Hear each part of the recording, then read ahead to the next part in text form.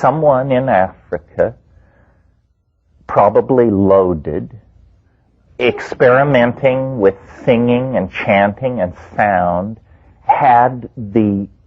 was lifted out of their plane. In other words, they actually had a breakthrough in the imagination. And they said, how would it be if, this amazing word, the power of if, how would it be if we decided that a certain sound is associated with a certain thing? And let's play a little game. Every time I make this sound, you think of this thing. And let's make a little list. Let's take 5 sounds and assign them to 5 common things. And now I'll make the sound, and you think the thing. Well, behind all this is the organizational architecture of the human organism, which onto a game such as that will effortlessly lay what is called syntax. And Chomsky and others have shown that what is called the rules of transformational grammar, or the deep structures of language, are genetic. All languages, in order to be intelligible, have to obey these rules. A language which does not obey these rules is not a language, is not intelligible. So through a breakthrough in imagination, a kind of stepping sideways from the by then old enterprise of entertaining each other with funny mouth noises, language was produced, probably, literally at a definable moment in space and time. A person, the mother or the father of all media, discovered utterance. And it was like an intellectual virus spreading through the population and moving as quickly as human beings could carry it, because it was a superior form of media. Before, communication had been, I imagine, highly slanted toward emotional states and time-bounded states. You go up to somebody, you take hold of them, you look at them, and they understand we're either going hunting or we're going to have sex, and it will be spelled out in just the next little while. That kind of thing. And this kind of communication was a sufficiently viscous social glue to hold small hunting-gathering groups together. As society complexifies and spreads out through space and time, it either loses its coherency or it evolves methods of communication to keep it in touch with itself.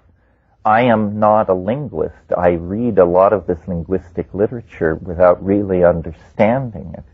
But I know that the people who give their lives to this believe that they can extrapolate the rules of spoken language, of the Indo-European, of modern European languages, to reason backward toward a language that was spoken 12 to 10,000 years ago, called Indo-European or Proto-Indo-European.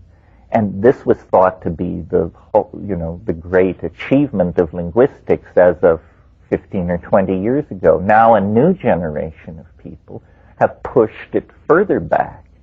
There is a language called Nostratic that was spoken on the Anatolian Plateau and across southern Europe 15 to 25,000 years ago.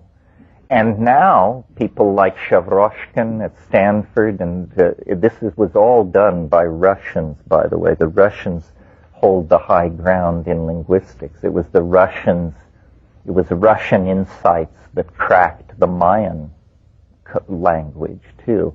But Shavroshkin and his people are now talking about a language called Old World.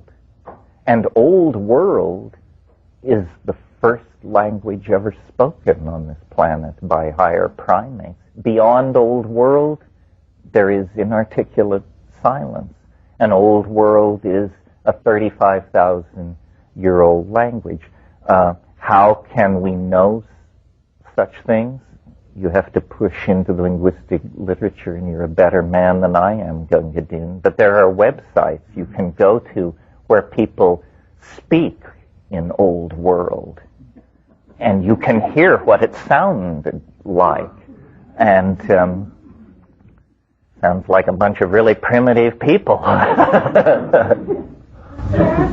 do we know that we've really evolved with this language thing? Well, this is an interesting area. You know, one of my sub-themes is novelty, and that supposedly reality becomes more novel as we approach the present. And this is certainly true of biology and many, many phenomena. But there is an important exception, so I'm told. I'm not yet entirely convinced of this, but convinced enough to pass it on.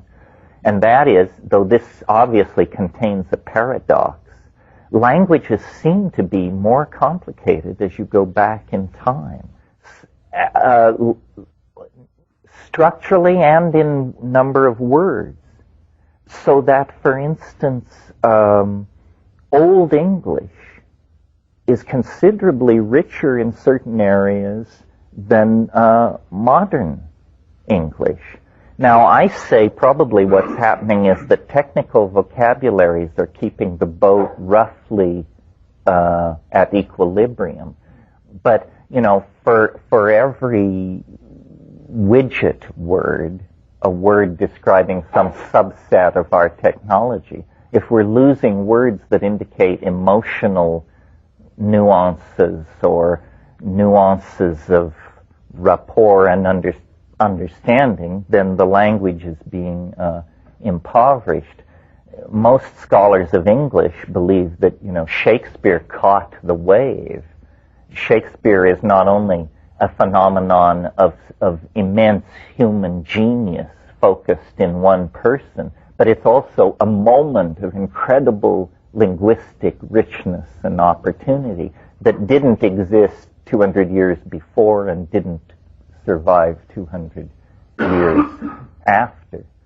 Well, but as I lay in the tubs at Esalen, a vast vocabulary of subtle gradients of interpersonal states of angst, longing, need, rejection, triumph, and defeat are passed in front of me, and frankly, I'd rather read my manual on my hard disk sometimes. But I'm a tough nut to crack.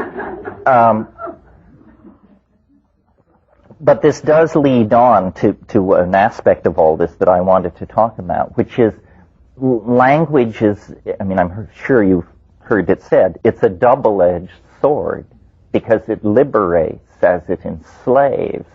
All clarity is achieved by the sacrifice of true identity. You know, the world is actually a messy and difficult to articulate place. And if you can make it all seem very simple and smooth running, then you're a con artist of some sort. Yeah, I mean, yes, well, one group of linguists suggests probably the big impulse producing language originally was the wish to lie. Said, if only I could deceive people more. And I always, you know, along this line, the wonderful thing which Winston Churchill said at the height of World War II, he said, truth is so precious that she must always be accompanied by a bodyguard of lies.